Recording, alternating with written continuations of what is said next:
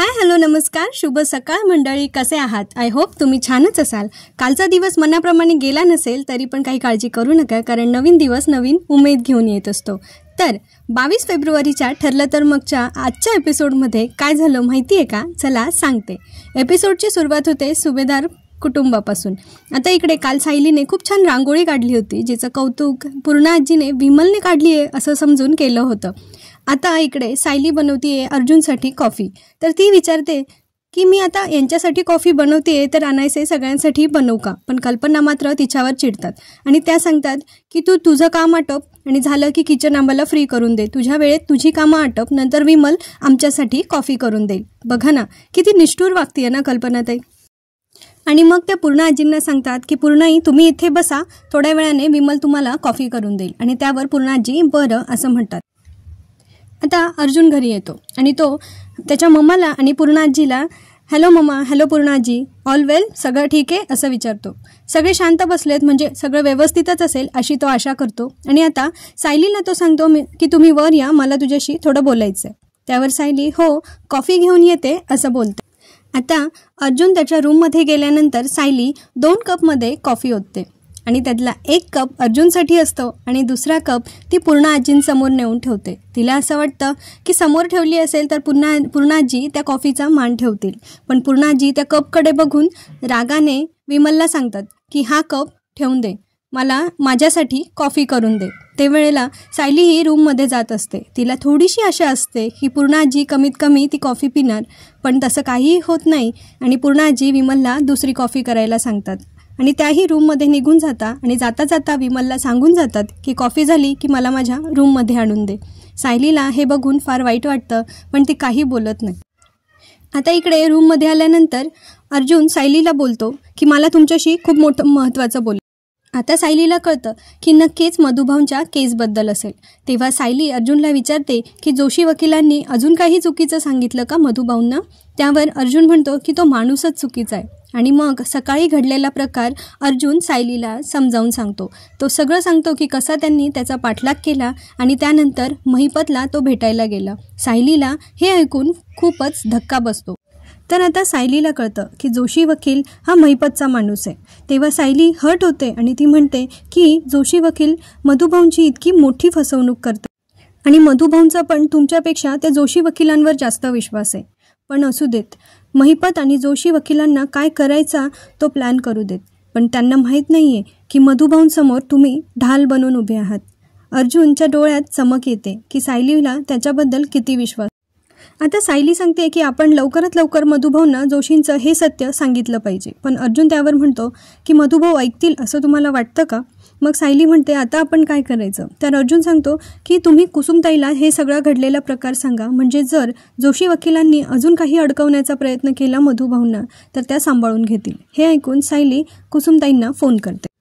आता सायली कुसुमताईंना सांगते की मी तुला आता जे काही सांगणार आहे ना कुसुमताई, ते आपण स्वप्नातही विचार करू शकत नाही असं आहे. आता कुसुमला धक्का बसतो आणि ती विचारते की काय झालं? तेव्हा सायली कुसुमताईंना सांगते की जोशी वकील महिपतने पेरलेला माणूस आहे आणि तो महिपतच्या सांगण्यावरून मधुभाऊंना जास्तीत जास्त शिक्षा कशी होईल आणि साक्षीला कसं वाचवता येईल याचा विचार करतोय. हे ऐकून कुसुमताईंना धक्का बसतो आणि त्या म्हणतात काय? पण मग आता आपण काय करायचं? तर आता सायली सांगते की तू काहीही झालं तरी मधुभाऊंना पोलीस स्टेशनमध्ये नियमित जायला सांग सही करण्यासाठी. मग कारण तो जोशी वकील मधुभाऊंना उलटे पुलटे सल्ले देऊन त्यांना या केसमध्ये अडकवण्याचा प्रयत्न करतोय. पण आता कुसुमताईला कळत नाही की मधुभाऊंना जोशी वकिलाचं ऐकण्यापासून कसं रोखायचं. तर त्या म्हणतात अगं आपण काही केलं पण तर जोशी वकील तर फोन करणारच ना. त्यावर सायली कुसुमताईला आयडिया देते की तू त्यांचा फोन बंद करून ठेव. तसंही कोणाचा फोन वाजल्याशिवाय ते फोनकडे बघतही नाही. आणि जर त्यांनी विचारलंच तर तू त्यांना सांग की फोनची बॅटरी वगैरे खराब झाली आहे असं काहीतरी कारण कर. त्यावर कुसुमताई हो असं म्हणून सांगते. आता अर्जुन सायलीला म्हणतो की तुमचा माझ्यावर हा जो विश्वास आहे तो मी कधीही तुटू देणार नाही आणि मी लवकरात लवकर हे प्रयत्न मधुभाऊंना सोडवेन. आता इकडे प्रिया आली आहे नागराजच्या खोलीत आणि ती त्याला काका काका म्हणून लाडीगोडी लावते, कारण तिला आता माहिती आहे की तिच्यावरचा विश्वास या लोकांचा कमी झाला आहे आणि तिला कधीही ते त्यांच्या प्लॅनमधून डच्चू देऊ शकतात. म्हणून ती आता नागराजला थोडी लाडीगोडी लावायला आली आहे. आणि ती म्हणते, काका मी तुम्हाला डिस्टर्ब केलं का? तेव्हा नागराज तिला हडतूड करत बोलतो, काय काम आहे, काय प्रॉब्लेम आहे तुझा, चल जा इथून, आहे कामात आहे, मी बिझी आहे, डिस्टर्ब केलं तुम्हाला. त्यावर आता प्रिया म्हणते, अहो असं काय करता काका, आपण एक टीम आहे ना. इकडे प्रिया अर्जुन सोबतचा प्लॅन आता माहिती आहे मला की फ्लॉप झाला, म्हणून काय आता तुम्ही मला फासावर चढवणार आहात का? आधीच माझी पोटली तुमच्याकडे, असं ती सांगून नागराजला जरा घोळात घेत असते. पण नागराज काही सहजासहजी तिच्या घोळात येणारा नाही आहे. आता ती म्हणते, असं काय करतात काका, आपली एक टीम आहे ना, आणि तुम्हाला तर माहिती आहे तो महिपत किती डेंजरस माणूस आहे. त्यावर नागराज तिला म्हणतो, त्या महिपतपेक्षा मला तुझीच जास्त भीती वाटते. तू इतकी डेंजर मुलगी आहे की तुझ्या बापानं रस्त्यावरून उचललं, खाऊपिऊ घातलं, राहायला घर दिलं, डोक्यावर छप्पर दिलं, तू त्यालाच खुनाच्या आरोपामध्ये अडकवायला निघाली आहेस, तर तुझ्यावर कसा मी विश्वास ठेवणार. त्यावर ती म्हणते, अहो असं काय करता काका, अर्जुनबद्दलचा प्लॅन माझा फ्लॉप झाला म्हणजे काय, असं थोडी नाही की माझे सगळेच प्लॅन फ्लॉप होतील. आणि असं म्हणून ती त्याच्याशी मस्का मारत असते. आता प्रिया त्याला अगदी घोळात घेऊन सांगत असते की जर मी असं काही केलं की ज्याने तुम्हाला फायदा होणार असेल तर द्याल का हो मला ती पोटली तुम्ही. त्यावर नागराजला आता कळतं की अच्छा, हिचा हा सगळा खटाटोप त्या पोटलीसाठी चाललाय. तर नागराज तिला म्हणतो, अच्छा, तर मला इथे तुला सांगायला आवडेल की तू जे प्रयत्न केलेत ना ते सगळे वाया गेलेत, कारण तू आता काहीही केलंस तरी ती पोटली काही तुला मिळणार नाहीये.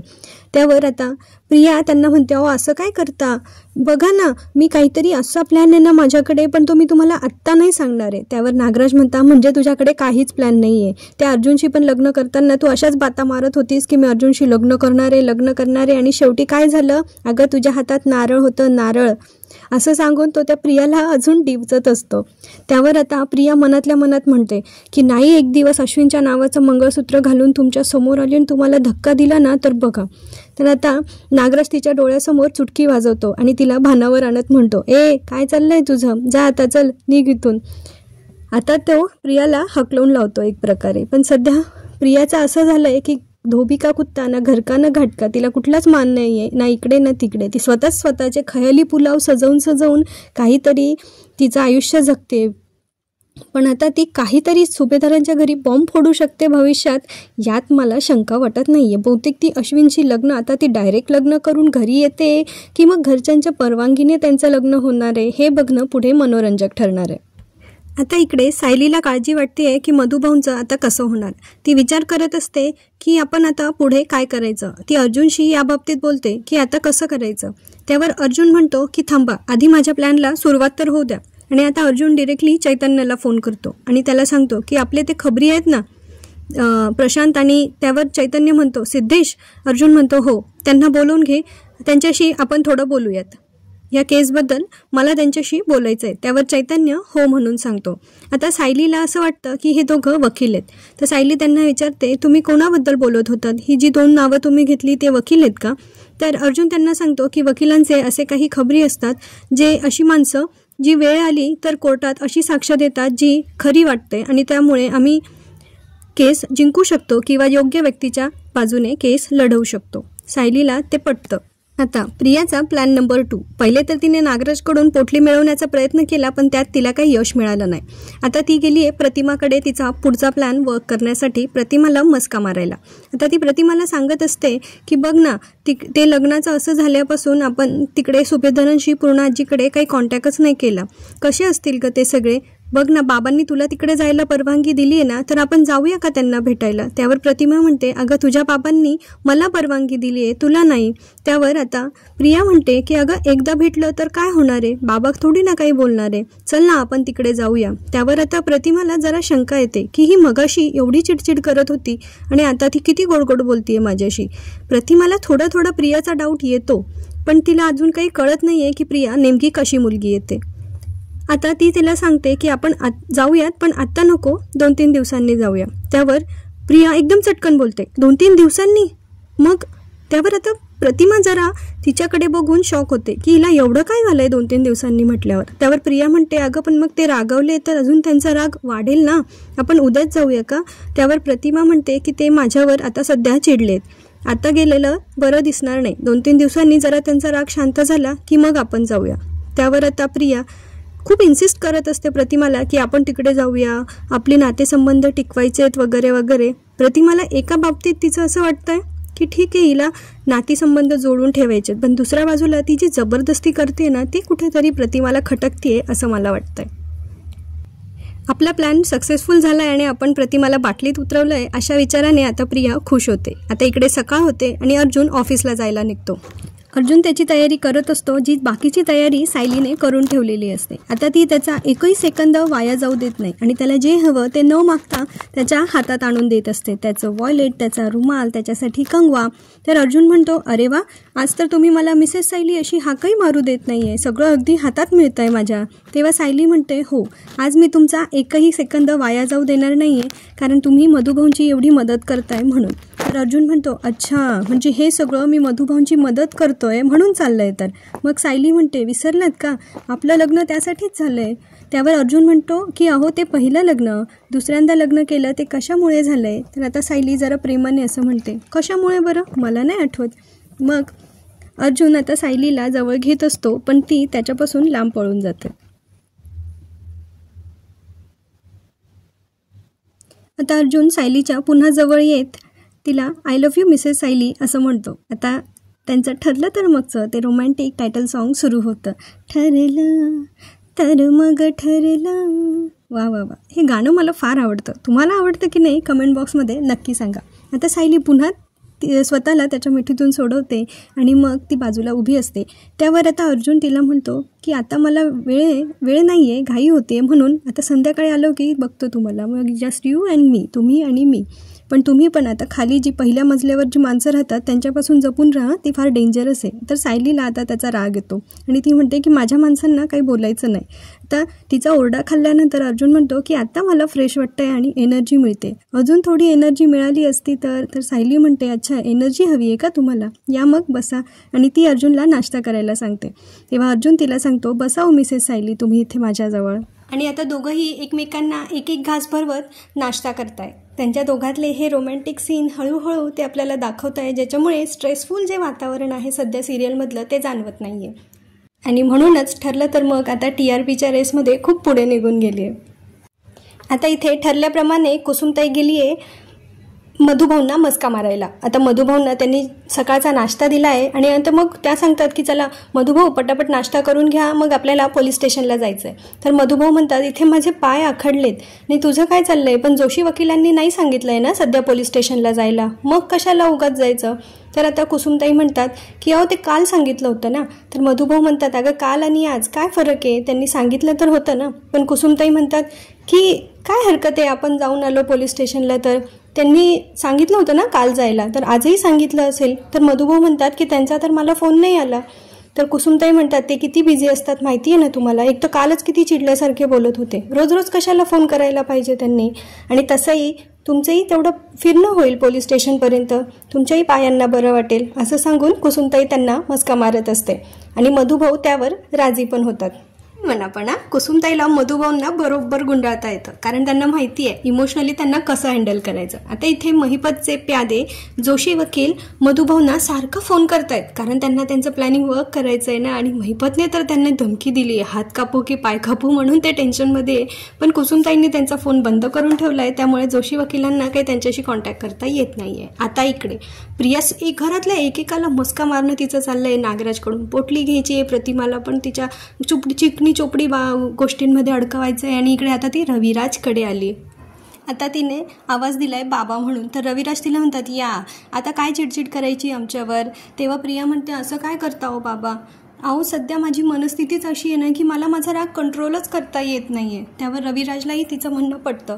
त्यांना असं वाटतं की कुठलीही मुलगी असती तरी ती ह्या सिच्युएशनमध्ये अशीच वागली असती.